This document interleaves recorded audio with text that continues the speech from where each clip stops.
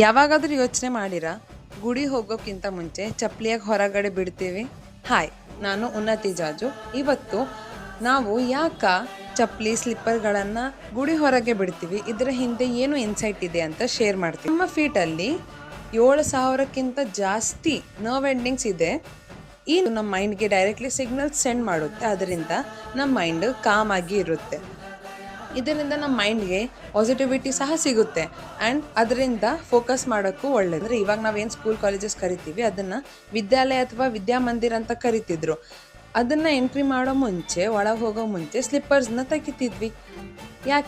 ಯಾಕಂದರೆ ಬರೀ ಕಾಲು ವಿದ್ಯಾಮಂದಿರ್ಗೆ ಹೋದರೆ ಗ್ರೌಂಡ್ಗೆ ನಮ್ಮ ಕಾಲು ಟಚ್ ಆದರೆ, ಕನೆಕ್ಟ್ ಆದರೆ ಅದರಿಂದ ಮೈಂಡ್ ಕಾಮ್ ಆಗುತ್ತೆ, ಬಾಡಿ ಸ್ಟೇಬಲ್ ಆಗುತ್ತೆ, ಮತ್ತು ಫುಲ್ ಡೇ ಅಲ್ಲಿ ಓದೋ ಟೈಮ್ನಲ್ಲಿ ನಮಗೆ ಫೋಕಸ್ ಮೇಂಟೈನ್ ಆಗುತ್ತೆ. ಸೊ ಸ್ಲಿಪ್ಪರ್ಸ್ ರಿಮೂವ್ ಮಾಡೋದು ಜಸ್ಟ್ ಕಲ್ಚರ್ ಅಷ್ಟೇ ಅಲ್ವಾ, ಇದು ಆಯುರ್ವೇದ, ಇದು energy science in action cultivating. ಇನ್ನು ತೀರ್ಥ ನೀರು ಏನು ಕೊಡ್ತಾರೆ ಗುಡಿಯಲ್ಲಿ, ಮತ್ತು ತುಳಸಿ ಏನು ಕೊಡ್ತಾರೆ ಗುಡಿಯಲ್ಲಿ, ಮಂದಿರಗಳಲ್ಲಿ, ಅದಕ್ಕೂ ಒಂದು ಡೀಪ್ ಸೈನ್ಸ್ ಇದೆ. ಅದನ್ನು ತಿಳಿಬೇಕಂತಿದ್ದೀರಾ? ಕಮೆಂಟ್ ಪಾರ್ಟ್ 2 ಮಾಡಿ.